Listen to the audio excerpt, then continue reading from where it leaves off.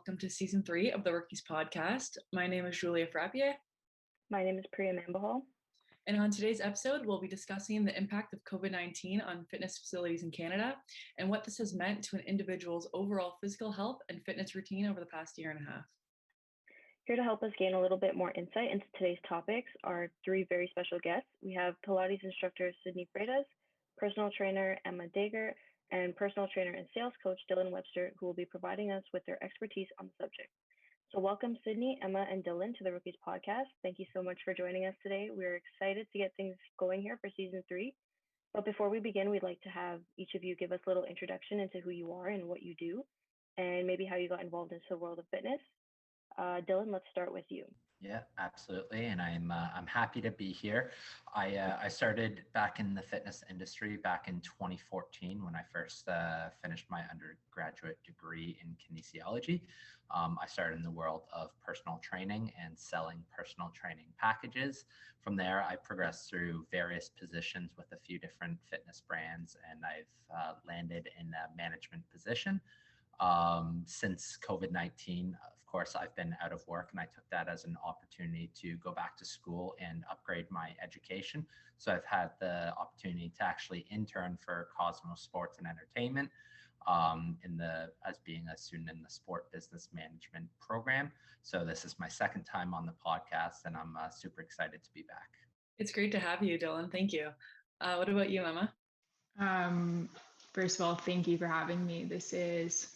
We were talking about this before. This is a really exciting sort of conversation for people who are into this kind of stuff and just want to know more about it.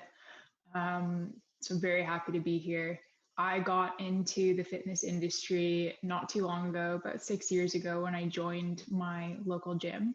I started off as a member, got a job as a receptionist, just was so curious and wanted to know as much as I could about a fitness and just healthy lifestyle in general.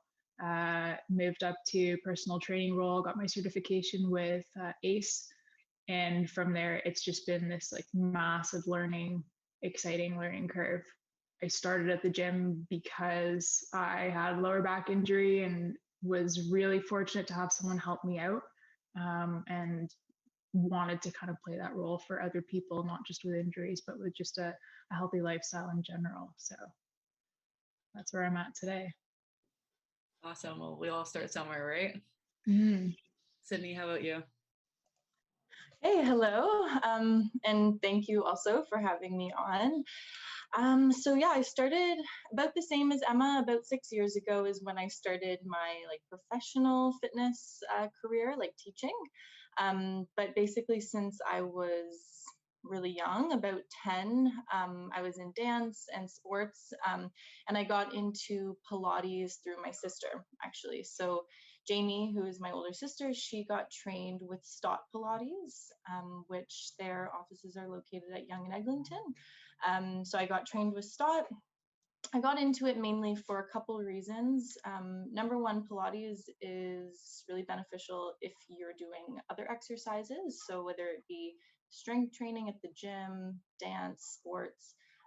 So that's sort of what drew me in, is sort of as a supplementary to everything else. And then I just realized the joy of teaching and how rewarding it was. And I'm currently doing it as sort of a side hustle, but doesn't make it any more or less important in my life. It's definitely been number one, for most of my teenage years and early 20s. So I really value it. Every other fitness, type of fitness I'm also interested in, and I value each for what they are, but Pilates is sort of dear to my heart and what my focus is. That's awesome. So what do you guys enjoy most about the gym to work out, and what did you miss most about the gym during lockdown? Sydney, maybe you can jump in quickly and let us know how it's been as a Pilates instructor being out of the studio. Yeah, so we've been back and forth a few times in and out of the studio. The alternative that we used was virtual classes.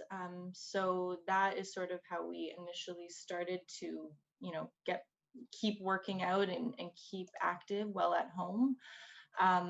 what I enjoyed most about being in the studio was being able to, so Pilates, one of the main components is using your muscles that will help you to hold a good posture in and out of the class. So something that's really important in person in the gym or in the studio is watching my clients. Usually we have a small group around 4 to 6. And if I'm teaching an exercise, I'll be able to see if their posture is correct or not, like their pelvic placement, their rib cage, their shoulder blades. That's really important for the client and for me to see their progression. So that's honestly, that's what I miss most. And I don't know if it's miss or more just that's a really kind of vital part. So, as much as the virtual classes, at least it's something. I can't really see, I can't really see the client as well over Zoom. So when we went back and forth, I really noticed the difference of teaching. It's almost like you can't compare the two. Anyone else want to jump in there? Maybe Dylan or Emma? Yeah, I'll jump in, and I do have to completely agree with Sydney from a personal training perspective. It is very difficult to assess your clients over virtual, over the computer screen. It's one thing to try and motivate them and encourage them, and communicate via text message or WhatsApp group or whatever that might look like, but you can't replicate that in-person experience and that in-person coaching virtually. It is a really good substitute, given the circumstances, but it is really hard to coach virtually, and that's one thing that I really struggled with. I was most recently personal training at F45, and we do large group fitness classes, and bouncing back between being in person, being virtual. We've tried going outside and doing what they call F45 track classes here and there, and it's just been really challenging, and the inconsistency for the members has been really, really difficult. And even for myself, like I consider myself a very social person, and I really rely on that sense of community being in the gym, because as much as I'll motivate the members, they also energize me, right? I'll be leading the class, but seeing their hard work and their excitement, even though they're dying from working out so hard, they're still smiling underneath. And, that's the stuff that kind of keeps me energized each week. And, we're missing that. I think we're all on the same page here, especially with the one-on-one in-person connection that you build when you are teaching someone and also learning from them. Like there's a give and take that happens with the relationships with training, whether it's Pilates or personal training or any kind of physical movement. And it's like for me, it's next to impossible to do virtually, especially with not being able to see proper form and movement, breathing, heart rate. Some people you can meet privately outside when the weather cooperates, but what about the seniors, the 86-year-old clients that you have? What about the clients with cerebral palsy that you're training? How do you meet up in a park and put together a circuit with very limited equipment? It's just everything's more difficult, and for some people impossible unless you've got a facility. So yeah, virtual learning is definitely something difficult. So obviously fitness facilities are one of the many businesses that have been affected by the pandemic. How have the lockdowns and restrictions in Canada affected the overall operations of gyms? Maybe Emma, you can start on this one. Yeah, thank you. I think gyms, I mean, you've got the big box gyms who are taking a hit, but seem to be able to bounce back. And then you've got the smaller gyms, family-owned businesses that are just struggling to make ends meet if they're even still operating. We're lucky we have a really good client base at our local gym, family-owned business. So things seem to be going okay so far, but people are hesitant to come back still, and you can't blame them. Just because I'm comfortable going back to the gym with all of the extra protocols in place doesn't mean that somebody else isn't comfortable. And it just depends on the individual and their lifestyle and living situation too. Like if you live alone, there's less risk going into places like this. But if you live with family, if someone's got a compromised immune system, if you're not motivated to go back on your own and you want someone to come with you and your gym partner is not going back, like gyms are suffering big time without that regular flow of people. Not to mention time of the year, it's summer. People want to get outside. People don't want to be inside working out. So a lot of people do put their memberships on hold, go away for vacation, do more on their own. It's the industry's taking a hit for sure. Just to elaborate on what Emma was saying, I was doing some research. It was probably 2 months ago now. Yeah, it was back in April. I saw a post by IRSA, which is the International Health, Racquet, and Sports Club Association. And from April 2020 to April 2021, they said 17% of gyms, health clubs have permanently closed their doors, which is, that's almost 1/5 of all fitness outlets, which is really, really devastating. And, that's just permanent closures. The other major stat was that, there is 56% revenue drop across the industry as well. And, for health and fitness, that was an industry that was climbing year over year for probably the last decade or two. And it was a really big hit. And a lot of people have found different fitness outlets for them to continue on. And a lot of people won't be back to the gym, with the rise of AI, technology, wearables. People have become a little bit more creative with how they're going to be working out moving forward. A lot of people are now in this work from home life, and they're no longer going to be returning back to that gym that was footsteps from their office. So gyms have, really taken a major hit, and it's going to take a lot for them to bounce back. I do believe at some point they will bounce back. I mean, what I mentioned, the AI and the technology, that is fantastic, but it can't replicate that in-person experience and, the sense of community that gyms do bring. So I do believe gyms will be relevant, but, for the time being, they've really taken a hit. And with that being said, is there anything like what does the rollout kind of look for you guys? Maybe Sydney, like with the Pilates studio, as restrictions kind of lessen over the summer. Is there anything that you guys do to kind of just make your clients feel more safe to come in, or what does that look like for you guys? Yeah, so the studio that I'm at right now, and I've been at for like a couple years now, is Spine Stretch in Aurora. And Lisa, who is the owner, Lisa Bender, she has been just like amazing and so on it with, following protocols and staying up to date. And, we've opened and closed so many times.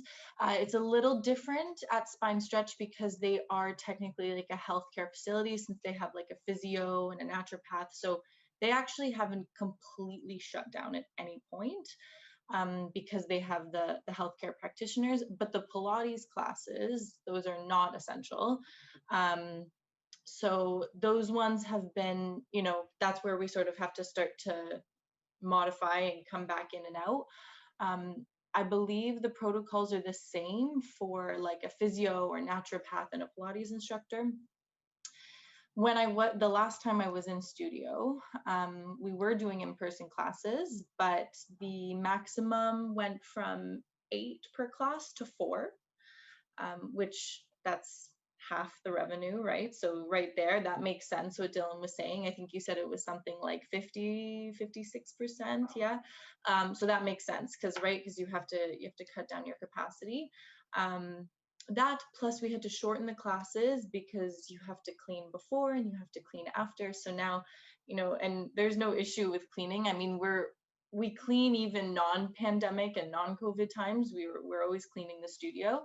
There's an extra emphasis on cleaning now, before and after. We weren't using props as flippantly. Like there was kind of okay, if we use this prop, we have to sanitize it after. So it's something small, but it's also something to consider. And like Dylan was saying as well, there's a huge social element to going to your studio and going to your gym. And there was sort of that feeling like before and after class, we don't really want to like stand and talk in the lobby too much, So it's sort of like, okay, class is done. moving on, clean, and next class. So even though it's doable, and I will continue to, do whatever we can and follow protocols, there's definitely a different feel in the studio. To follow protocols, it's a completely different experience. Thank you. And, I'm sure there's going to be more kind of protocols coming in to kind of make people feel safer and get people more comfortable. It might just take some time, but I'm sure eventually everything will kind of get back in the swing of things. Are there any alternatives that you guys can suggest to people, any one of you, for those who might not feel comfortable coming back into the gym just yet? I know there's a lot of people who go to YouTube or Instagram right away, but anything from fitness perspective, professional perspective that you guys could recommend?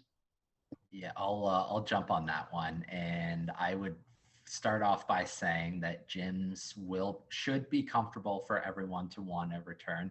I know, every one of my colleagues, the gym brands they work for, they're going above and beyond to make sure that the gym is a safe space.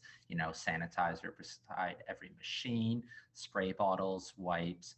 They're making it mandatory to have your mask on unless if you're, in one spot. So I'm very, very confident that gyms will be safe moving forward. However, and to answer your question, for someone who is still feeling a little bit apprehensive about returning, there are thousands and thousands of resources online for, Instagram trainers, YouTube trainers. I was speaking a little bit earlier about the rise of wearables. You can get an Apple Watch or a Fitbit to keep track of your physical activity. The rise of AI and technology, so that the at-home solutions like Peloton and Tempo and devices like that are definitely really good options. Those are a little bit more expensive, but will allow for people to maintain their fitness. Also, just to add on to home resources and where people can look, and because there are thousands and thousands of resources out there, a lot of the time it's very hard to find something reliable, something that has good information. If we're talking in terms of pure physical movement, and maybe even Sydney can relate to this, there are so many there are so many people who put up videos intending to help people workout circuits, do this and this will keep you fit, but they don't emphasize, a pelvic tilt. They don't emphasize protecting your lower back, pulling your shoulders down, proper form. And when there is no extra time, even a few seconds to remind you where your body is positioned, people tend to overdo it, get hurt, and you're discouraged even more from moving. At the end of the day, we want people to keep moving. Even if you're not comfortable going to the gym, you need to do something, but you need to do something that's not going to harm you more. So I don't know if Sydney has anything. I'm putting you on the spot, but it's hard to find that reliable person to follow or source. Absolutely. I actually I've said this quite a few times, and this might be a controversial opinion, but I'm going to take running, for example, and we'll get back to Pilates. Like, it's better to go for a 5K walk than to go for a 5K run in improper form. Like, it's actually sometimes better to, if you're doing, like, for example, lifting heavy weights, if you're lifting a heavy weight with improper form, you're going to do more harm than good. That's why Pilates is so important, right? Is because and most, I mean, I know when you're with a personal trainer, it's the same thing. Maybe you're lifting weights, maybe doing HIIT training, body weight training, but the personal trainer will correct your form and will make sure that you're doing it properly, so you're getting a full benefit. And yeah, if you're doing a plank and your back is arched and you're feeling it in your lower back, and exactly you're doing like an anterior tilt, you're going to wake up the next day and have no strength in your core. You're not going to feel any difference in your core. You're just going to feel it in your back. So it's almost better to not and have like a modification, bring your knees down, tuck your tailbone under. And it's those little things that if you don't already have that knowledge and then you just jump into doing an online, a YouTube class, it's inevitably, it's going to do more harm than good.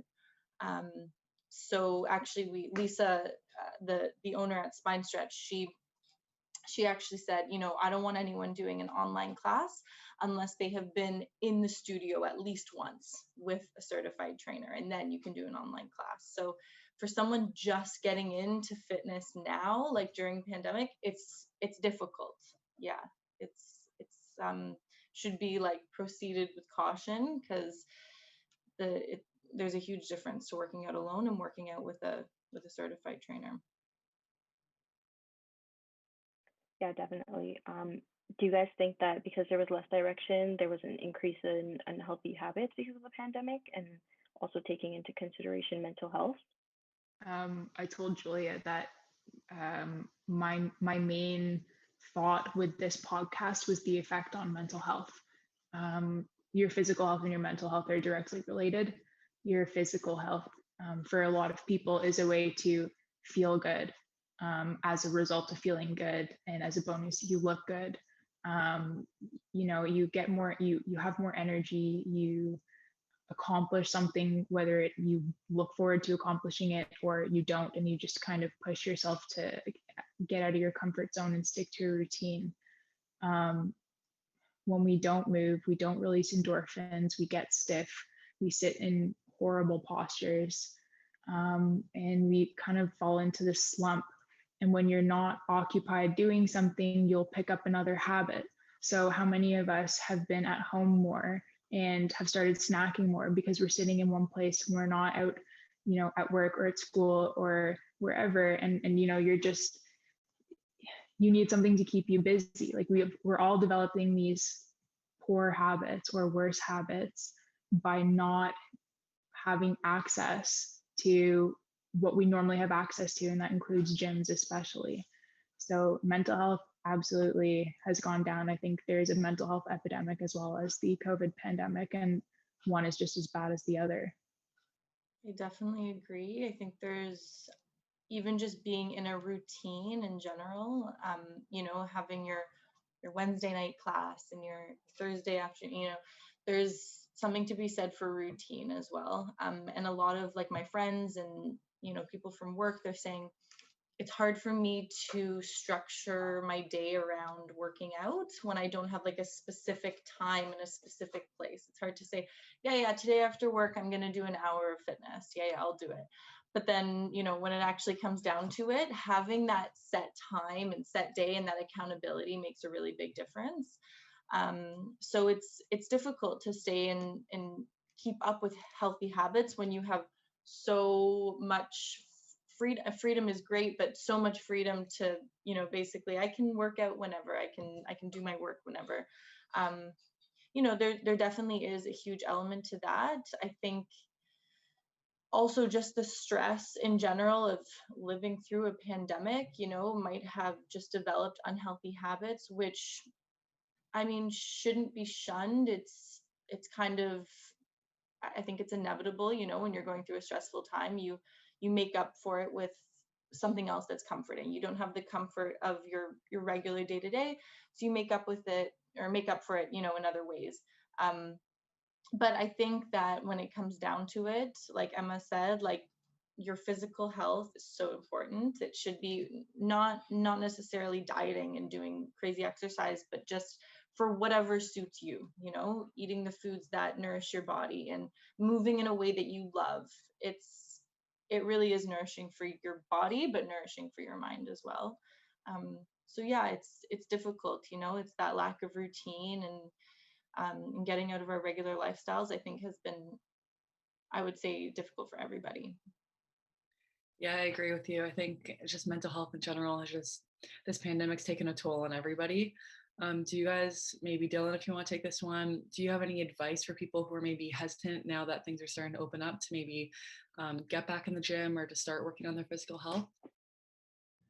Yeah, I guess my biggest piece of advice would be just try and do something. The hardest part of any fitness journey is really taking that first step. A lot of people are, surrounded by the fear of injury, the fear of wasting their time, the fear of wasting their money. things like that. And that sense of fear holds people back from taking action. So in my opinion, even starting with that 2-kilometer walk that eventually turns into a 2-kilometer jog, and so on and so forth, until people are running and exercising the way they were beforehand. I just think it's super important to just do whatever you can to get started. Try and find a friend or a spouse, or even a child that needs physical activity as well. Try and find things that you guys can do together to get outside and get active. I mean, right now, we're blessed that the weather's absolutely gorgeous. But the weather hasn't been gorgeous throughout the entire pandemic, and it's been very difficult for people to get outside. So now we have to take advantage of that, and just start getting moving. And with gyms projected to open up in Ontario probably by August 1, unless if that gets delayed further, being outside is probably the best solution. I'd love to add on to this question, because I think getting back into the gym, I've heard, I think it was something like 33%, like a third of people have like gained weight over the pandemic, and a small percentage have lost weight, which for some people that's a bad thing. And there might be some hesitation of getting back into the gym because you feel discouraged, right? You feel, okay, I've been off for so many months or something. I think that there also needs to be sort of a shift in mentality. I don't know what everyone's motivation is, but a lot of motivation for working out is the physical, it's physical exercise. I think being kind to yourself and working out because you love your body and because you want to be good to yourself, and not for the other reason that you don't love your body, is a really good sort of mentality to have when getting back into things. So even if you've fallen off and you haven't worked out once in the past over a year, it's fitness shouldn't be about changing changing in a good way, but it shouldn't just be about, okay, I don't like the way I look, I should work out. It's more, I want to do good for my body, loving what you have. If you have the ability to go to the gym, you've got something really great. So I think there also should be, a little bit of a shift in mentality of why you're going to the gym. I think if your mentality is just to look good, it will be very, very difficult to get that motivation. So, even just having a shift in why will be a really, really great way to start, I guess, reintegrating yourself back into your fitness world. Yeah, I think that's a great piece of advice. I know a lot of times people just get so wrapped up in social media and their goals, and focusing on going to the gym to get a certain image or a certain look, it makes your goals so much harder and makes it so much harder to get there, rather than just focusing on after your workout, like, hey, I feel great, or eating clean for a few days and you're like, wow, like this really, like, I feel good, but in my body, I feel happy, I feel confident, more than just for an Instagram post or for kind of more superficial reasons, right? I think that's Exactly. great. Exactly. I actually really love that point about social media, because social media is so prevalent.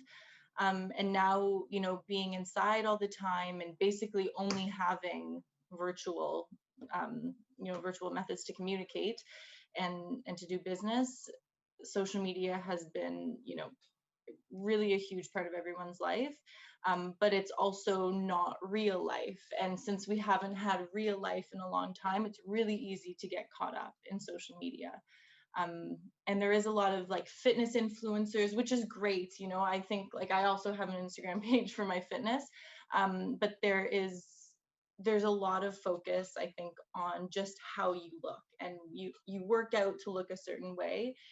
And it's really just doing a disservice, because fitness just has so many other and more important components and benefits to just getting abs or looking good. Like, it's also a great motivation, but at least my opinion is that shouldn't be your number one motivation, or else it won't be long term. It won't be sustainable. Yeah, I completely agree with you.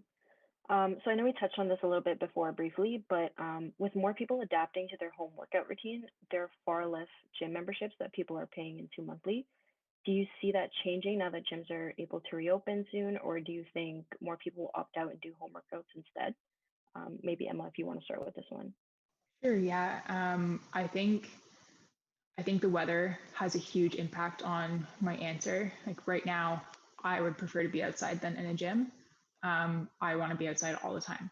So if people who have the same mentality as me have the option of going back right now, yeah, it's a good idea sometimes, depending on what type of routine you're looking for. But if you're someone who sticks mostly to, just regular cardio or circuits or even stretching, you can bring your yoga mat to a park and do it in the sun.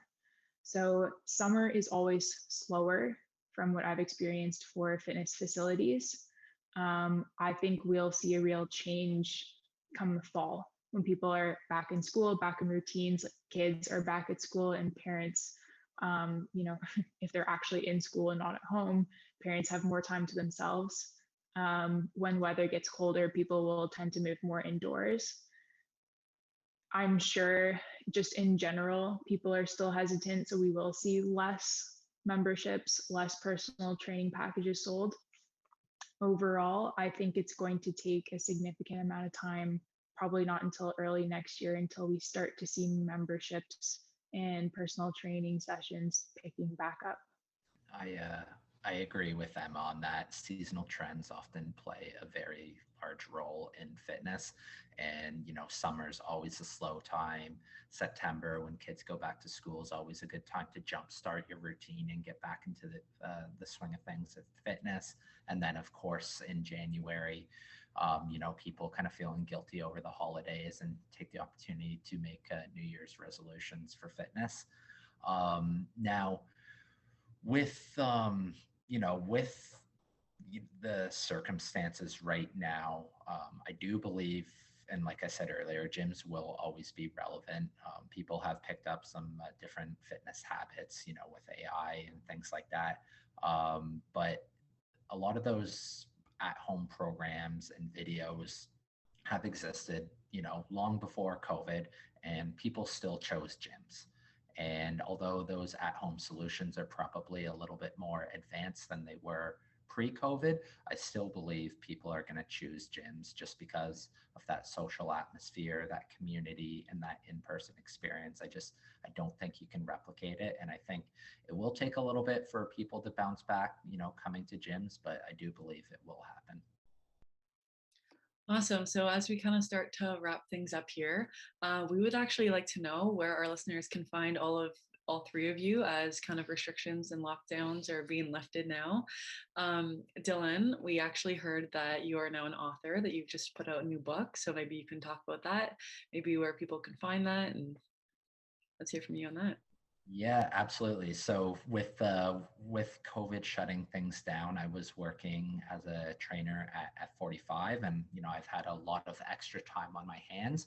So I wanted to create a resource for fitness professionals that'll help them, ethically and efficiently influence the decision-making process for members when they do return back to gyms. So I created this training handbook, for lack of better terms, to help fitness professionals better provide a VIP experience for members and guests when they do return. I'm really excited to say that published June 1st, and it is available on Amazon. It's called Fitness Sales, Logic, Sweat, and Emotion. Well, congratulations. I'll definitely be checking that out right after this. Sydney or Emma, if you guys, I know, Sydney, you mentioned your Pilates studio in Aurora. Mm-hmm. Yeah, so it's in Aurora, kind of like just off of Main Street. So it's called Spine Stretch Studio. That is the one that I'm working at right now. And yeah, so she's doing just virtual. I'm really hoping we're going to do in-person classes soon, but you can sign up through, it's a whole great team at Spine Stretch. There's a few Pilates instructors, there's bar instructors. So you can sign up through Spine Stretch, but it'll bring you over to Mind Body. And I'm sure everyone's probably familiar with Mindbody. It's a way you can just sign up for fitness classes in your area. So Mindbody is how you would sign up for virtual. But yeah, I'm hoping. It's a gorgeous studio. It's an old house that she completely redid. It's like a century home. So it's a great atmosphere. I'm excited. Hopefully it's going to open up again. Yeah, thank you. Awesome. And how about you, Emma? I'm at Aurora Athletic Club off of Yonge Street in the town of Aurora. So hopefully with things opening up again, traffic will start flowing a little bit more. We also have our physio and RMT in-house. So we have some people coming in for prescribed sessions, but very much a medical thing right now. So as things open up a bit more, hopefully I'll be seeing a lot more new faces and old, familiar, friendly faces. Amazing. Well, with that being said, this does conclude today's episode for the Rookies podcast. Thank you, Emma, Sydney, and Dylan for participating today. We appreciate your time, and we're so thrilled to have each and every one of you on today. We hope that you all stay safe and hopefully get you all back into the gyms and working hard with your clients soon. And to all our listeners, we will see you all next time.